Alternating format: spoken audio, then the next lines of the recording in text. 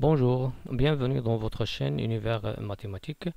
Dans cette vidéo, on va voir comment montrer que a moins b moins a moins c est égal à moins b inter c. Donc considère E un ensemble et A et B C des éléments de P de E, c'est-à-dire que A et B C sont des parties de E. On veut montrer dans cette question que a moins b moins a moins c est égal à a moins b inter c.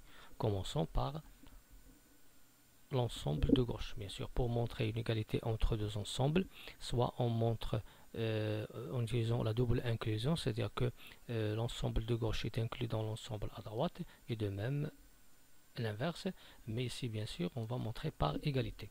Donc ici j'ai a moins b moins a moins c. C'est quoi a moins b ou bien c'est quoi a moins c? Bien sûr on sait que x moins y avec x, y deux ensembles, x moins y c'est x inter y bar, c'est-à-dire que l'intersection du premier ensemble est le complémentaire du deuxième. Donc en appliquant a moins b c'est quoi? C'est a inter b bar. En appliquant a moins c c'est quoi? C'est a inter c bar. Donc on va remplacer a moins b et a moins c par a inter b bar et a inter c bar. Bien. De même ici on a une différence. Donc d'après la formule, x moins y est égal à x inter y bar. Donc c'est le premier c'est le premier ensemble, l'intersection du premier ensemble avec le complémentaire du deuxième. C'est-à-dire ici on va écrire A inter B bar, c'est-à-dire le premier ensemble et le conjugué du... Pardon, c'est pas le conjugué, mais c'est le complémentaire du deuxième. C'est-à-dire on va écrire A inter B bar, le premier, inter A inter C bar, le tout bar. Simplifions cette expression. On sait que le complémentaire de l'intersection, c'est l'union des deux complémentaires. Donc à quoi est égal A inter C bar le tout bar est égal à A bar union C bar le tout bar, qui est égal à A bar union. Et on sait que C bar c'est le complémentaire du complémentaire, c'est l'ensemble C. Donc on va remplacer le complémentaire de A inter C bar par A bar union C. On trouve que A inter B bar inter A bar union C. Maintenant, on va utiliser une autre formule qui est la formule de la distributivité de l'intersection par rapport à l'union.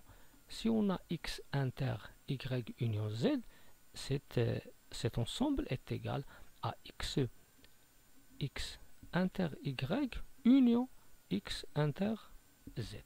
Bien, ici bien sûr le x c'est quoi? Le x c'est a inter b bar. Ça c'est le x. Le y c'est a bar et le z c'est c. Alors ici on va écrire x inter y, c'est-à-dire a inter b bar inter a bar union a inter b bar inter c. Bien. Pour cet ensemble là, on a a inter b bar inter a bar. Ici on peut bien sûr supprimer les parenthèses. Pourquoi? Parce qu'on a les deux opérations, même opération intersection. Donc c'est A inter B bar inter A bar. Je peux de même changer l'ordre de ces ensembles. Et A inter A bar c'est quoi? Lorsqu'on prend X inter X bar, il nous donne l'ensemble vide. Donc ça donne l'ensemble vide. Et l'ensemble vide inter un ensemble quelconque est égal à l'ensemble vide. Donc on trouve ici pour cette intersection, ça dans l'ensemble vide, reste A inter B bar inter C.